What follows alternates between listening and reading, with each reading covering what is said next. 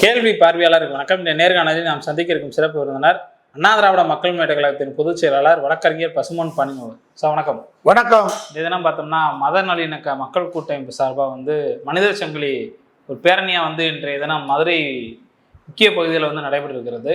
கூடுதலாக பார்த்தோம்னா அது இந்து முன்னணி நடத்துகின்ற அந்த முருக பக்தர் மாநாட்டுக்கு எதிராக மத நல்லிணக்கத்தை போற்றும் முறையில் தான் இந்த பேரணி அமைந்ததாக பல்வேறு கருத்துக்கள் கூறுறாங்க. கூடுதலாக பார்த்தோம்னா விசிக தலைவர் திருமாவளவன் முதற்கொண்டு பல்வேறு அரசியல் ஆளுமைகள் இயக்குநர்கள்லாம் கலந்து கொண்டிருக்காங்க. இந்த சம்பவத்தை நீங்கள் எப்படி பார்க்குறீங்க?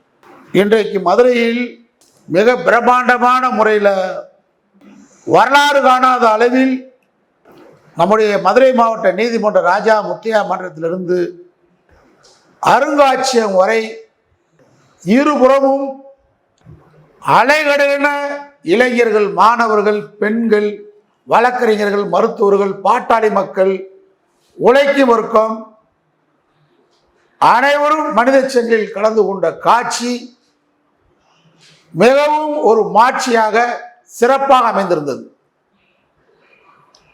பிரதான கட்சிகள் யாரும் இந்த மனித சங்கிலிக்கு அழைப்பு கொடுக்கவில்லை, மனித சங்கிலில் பங்கேற்கவில்லை. பொதுவாக மத நல்லிணக்க அமைப்பு என்ற அடிப்படையில் வழக்கறிஞர் ஹென்றி டிஃபைன் அவர்களும் வழக்கறிஞர் வாஞ்சிநாதன், என அருமை நண்பர் மீதா பாண்டியன், எங்களை போன்ற ஒரு 35 அமைப்புகள் இந்த மனித நல்லிணக்க மனித சங்கிலி பேரணிக்கு அழைப்பு கொடுத்திருந்தோம். இன்னும் சொல்ல விரும்பினால் குறுகிய காலத்திலே அழைப்பு. 20ஆம் தேதி இந்த பேரணி, இந்த அமைதி நல்லிணக்க சங்கிலி நடத்துவதாக இருந்தோம். 19ஆம் தேதியே நாங்கள் கேட்ட இடத்தை காவல்துறை கொடுக்கல. நெல்லுப்பேட்டை பெருகிற அண்ணாசிலிருந்து கேட்டிருந்தோம், கொடுக்கல. முந்தா நாள் இரவுதான் அனுமதி வழங்கப்பட்டது. ஊடகங்கள் பெரிதாக விளம்பரப்படுத்தல. ஊடகங்கள் கார்பரேட் ஆதரவு, முருக பக்தர்கள் மாநாடு என்ற பேரில் களவாணி பையன் நடத்துகிற மாநாட்டுக்கு கொடுக்குற விளம்பரம் இது கொடுக்கல.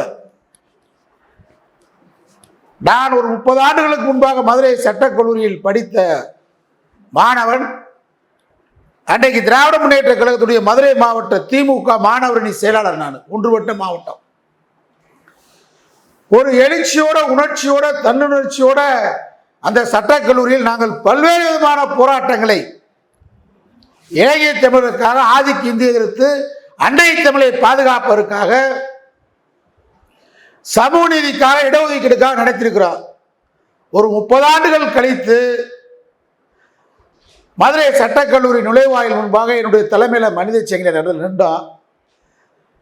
என்னை அறியாத ஒரு உணர்ச்சியும் தன்வேகமும் எனக்கு ஏற்பட்டது. நண்பர்கள், தோழர்கள், தோழியர்கள் வரிசையாக நின்ற அந்த காட்சி நெஞ்சம் நிறைந்த காட்சியாக இருந்தது.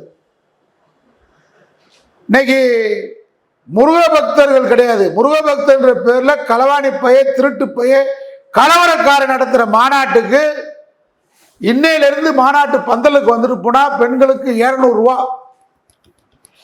ஆட்டோ கார் செலவு மிச்சம், அது ஏற்றிட்டு போறான்.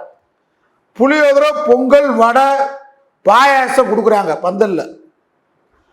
நாங்க மனித சங்கிலிக்கு முருக பக்தர்கள் என்ற பெயரால் களவாணி பை RSS சங் பரிவார் கூட்டம் மதுரையின் பாரம்பரியத்தை கெடுக்க இருக்கிறது, அணி திரள் வீர் என்று அழைப்பு கொடுத்தோம்.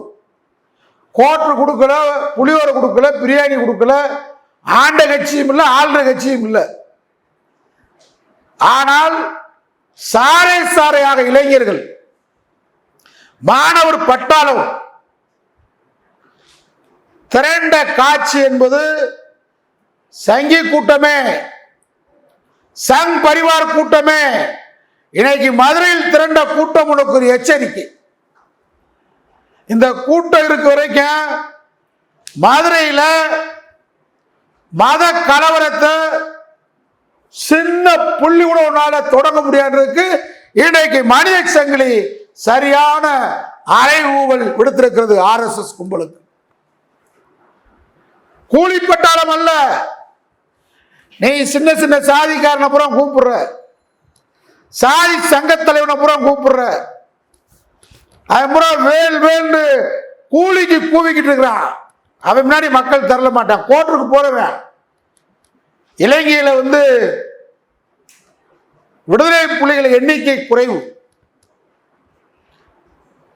ஆனால் விடுதலை புலிகளை அழிப்பதற்காக இந்திய ராணுவம், மொசாத் படை அவ்வளவும் போன.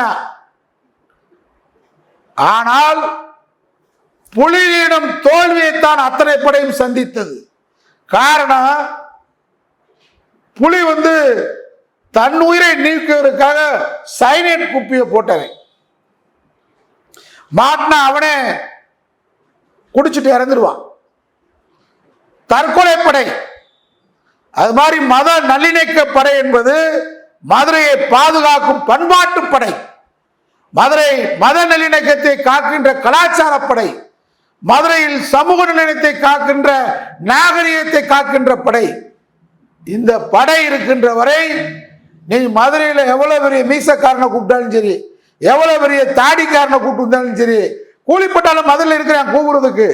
அவன் யார் பேரை சொல்லி வருவான், தேவர் பெற சொல்லி வருவான், வஉசி பெற சொல்லி வருவான், காமராஜர் பெற சொல்லி வருவான், கக்கன் பெற சொல்லி வருவான்.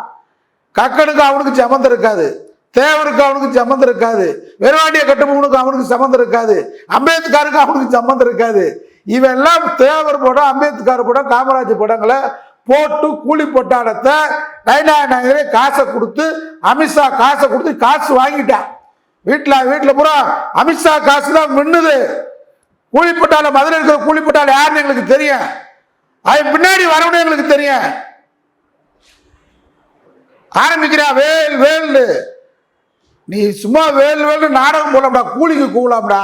இன்னைக்கு திரண்ட படை எழுச்சி தமிழர் நாடாளுமன்ற உறுப்பினர் திருமாவளவன் அருமையான பேச்சு, தெளிவான பேச்சு, மனித சங்கிலே கலந்து கொண்டார். மத நல்லிணக்கம் வேண்டும் என்கின்ற நோக்கத்தோடு விடுதலை சிறுத்தைகள் அமைப்பு சிறப்பாக கலந்து கொண்டது.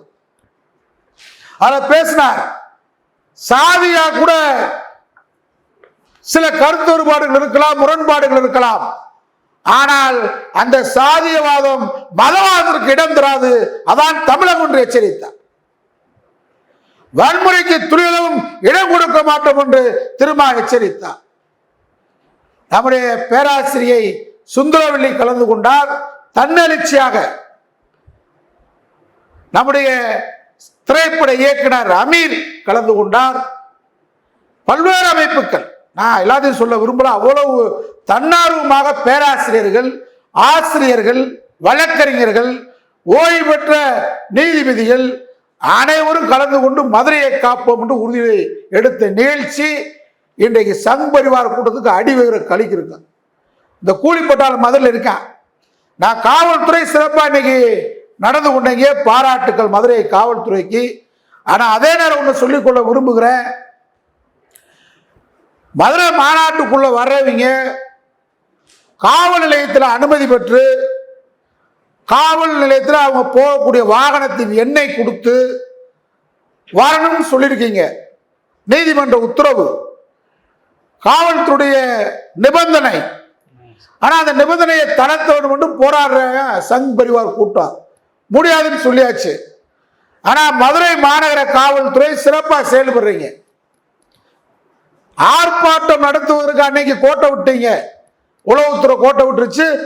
அயோத்தி மதுரை ஆகும்னு சொல்லி களவாணி பைய பண்டாரி பீகாரி சர்மா ராஜா பேசிட்டு போயிட்டேன், தப்பிச்சு போயிட்டேன். அதான் அன்னைக்கு காவல்துறை கோட்டை விட்டீங்க. நாங்க இப்ப காவல்துறை சிறப்பா செயல்படுறீங்க, பாராட்டுற. ஒண்ணே ஒண்ணு, இன்று முதலே மதுரையில் சோதனை சாவடி மதுரை மாநகரத்துக்குள்ள மாவட்டத்துக்குள்ள நுழைவாயில்ல வழியில வைங்க.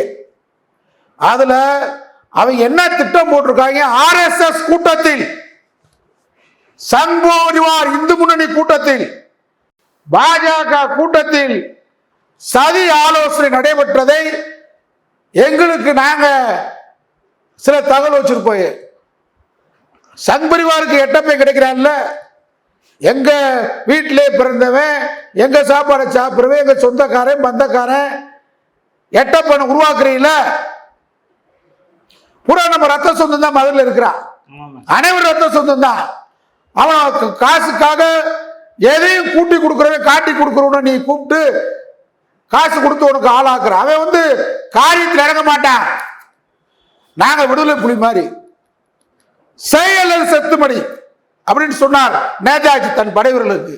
நாங்கள் டன் அண்ட் டை, செய்து முடித்து விட்டு செத்துமடிகிற படைதான் திராவிட இயக்கப்படை, பெரியாரின் படை, அம்பேத்கரின் படை, மத சமூக நல்லிணக்க படை. நீ கொடுக்குற பாரு பேடி தாடி சில பேர்களுக்கு, அவன் பூரா காசை வாங்கிட்டு வீட்டில் மனைவிக்கு பட்டுச்சல் எடுக்கிறவன், தங்கச்சல் எடுக்கிறவன், கறி எடுத்து சாப்பிட்றவன் இவன் தான். இவன் எப்படி இவன் கூட நிற்பான், உன்னை ஏமாத்துறான். அதனால நான் காவல்துறைக்கு என்ன சொல்லிக்கொண்டா, அவன் முறை யாருன்னு உங்களுக்கு தெரியும். இந்த RSS கூட்டத்துக்கு கூட்டி கொடுக்கிறவன் காட்டி கொடுக்கிறவன் மதுரையில் சில ஜாதி அமைப்பு யாருன்றது காவல்துறை நுண்ணறிவு பிரிவுக்கு தெரியும். அவனை சோதனை பண்ணுங்க, அவன் வீடை சோதனை பண்ணுங்க, அவங்க வீட்டுக்கு சம்பந்தப்பட்ட இடங்களை சோதனை பண்ணுங்க. எல்லையில இப்ப எப்படி திட்டம் இருக்காங்கடா, பாய் மாதிரி புல்லா வச்சுட்டு மதுரை கீழே திருமண வீடுகளுக்கு வர்ற மாதிரி முருக பக்தர்கள் மாநாட்டுக்கு வரேன்னு சொல்லி எந்த ஆம்பளையும் இப்ப அவங்க திரண்டு வரல, வேன் கார்லாம் பிடிக்கல.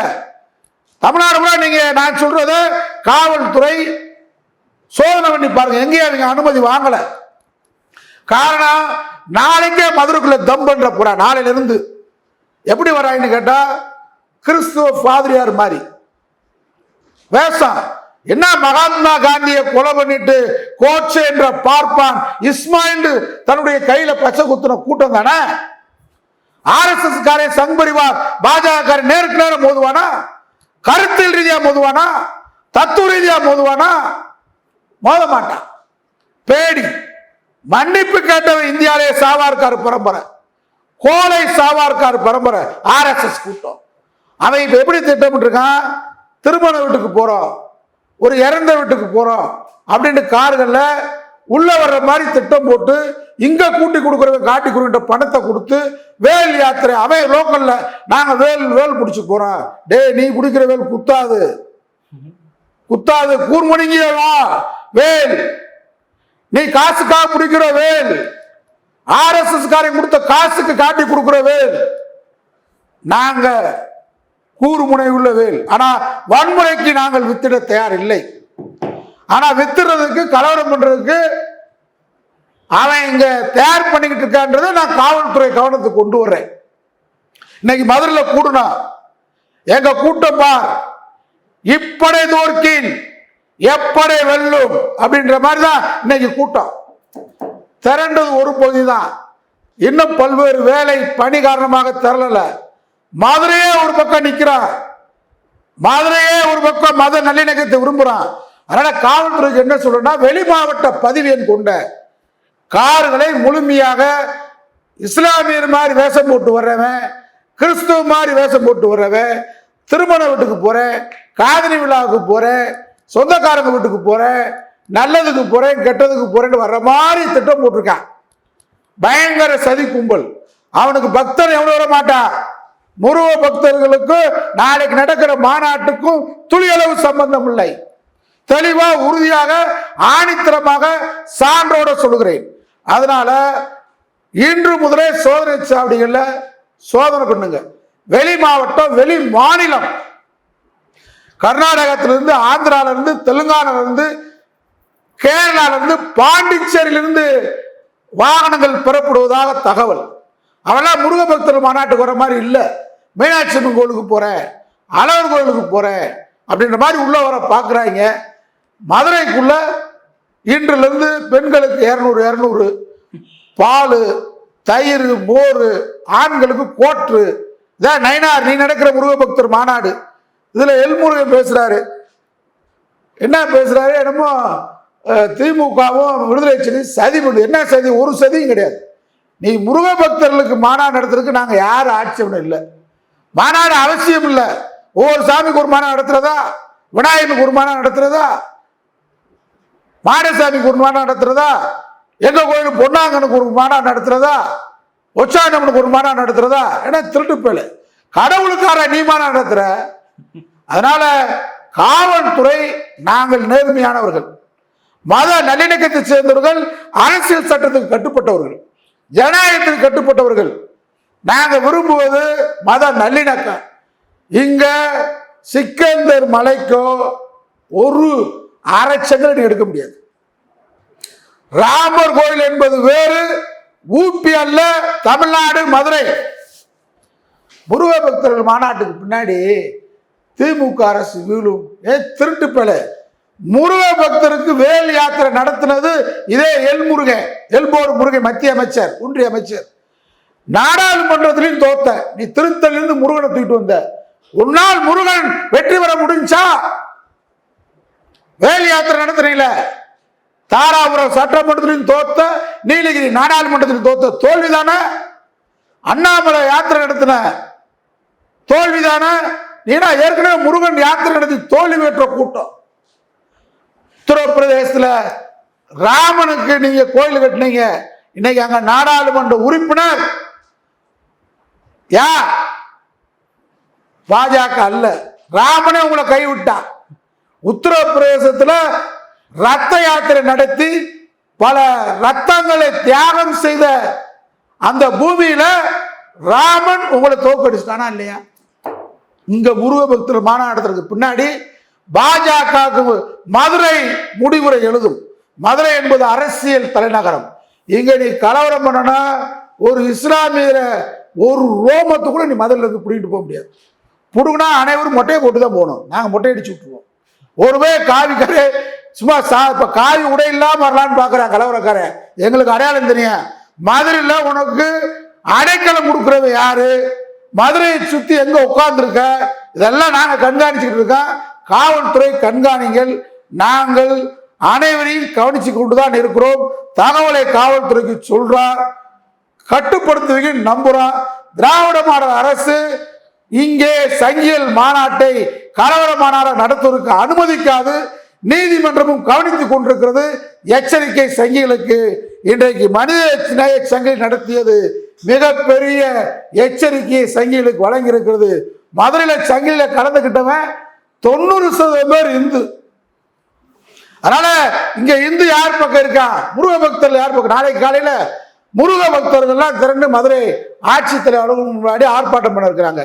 நாளைக்கு மாலையில மதுரையில் எழுத்தாளர்கள், கவிஞர்கள், பேச்சாளர்கள், பல்வேறு அறிஞர்கள் கூட இருக்கிறாங்க.